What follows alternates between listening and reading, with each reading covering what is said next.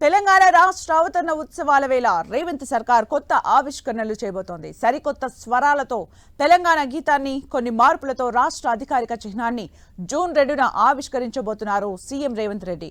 అయితే తెలంగాణ గీతానికి కీరవాణి స్వరాలు సమకూర్చడం, రాష్ట్ర చిహ్నం నుంచి కాకతీయ తోరణంతో పాటు చార్మినార్ను తొలగించడం వివాదాస్పదమవుతోంది. అయితే ఈ వివాదంతో తనకేమాత్రం సంబంధం లేదని సీఎం రేవంత్ రెడ్డి చెప్పడం కొసమెరుపు. తెలంగాణ ఏర్పడి దశాబ్దం పూర్తయిన వేళ రాష్ట్ర అవతరణ ఉత్సవాలను ఘనంగా నిర్వహించేందుకు ప్రభుత్వం సమాయత్తమైంది.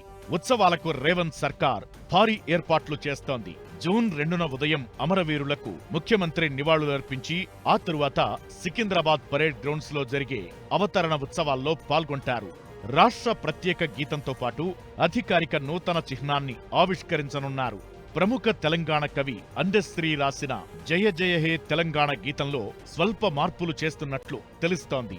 ప్రముఖ సంగీత దర్శకుడు ఎంఎం కీరవాణి స్వరాలు సమకూరుస్తున్నారు. ఇంతవరకు బాగానే ఉన్న తెలంగాణ గీతాన్ని మళ్లీ కంపోజ్ చేయించడం, అందులో కీరవాణి స్వరాలు సమకూరుస్తుండటం వివాదాస్పదమవుతోంది.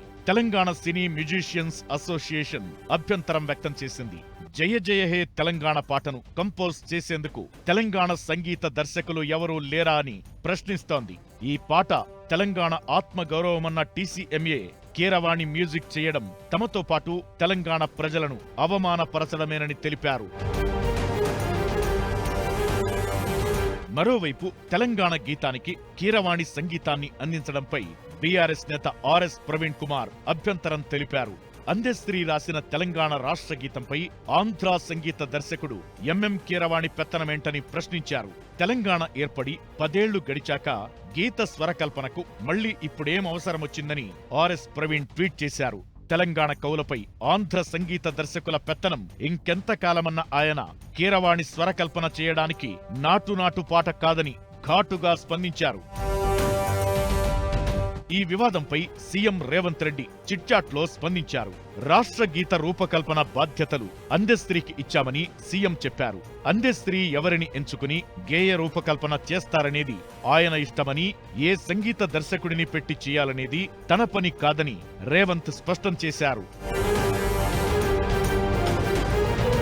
తెలంగాణ రాష్ట్ర అధికారిక చిహ్నంలోనూ రేవంత్ సర్కార్ మార్పులు చేర్పులు చేస్తోంది. ప్రస్తుతం ఉన్న చిహ్నంలో కాకతీయ తోరణం, చార్మినార్ రాచరిక పాలనకు గుర్తులని, వాటిని తొలగిస్తామని గతంలోనే సీఎం రేవంత్ రెడ్డి చెప్పారు.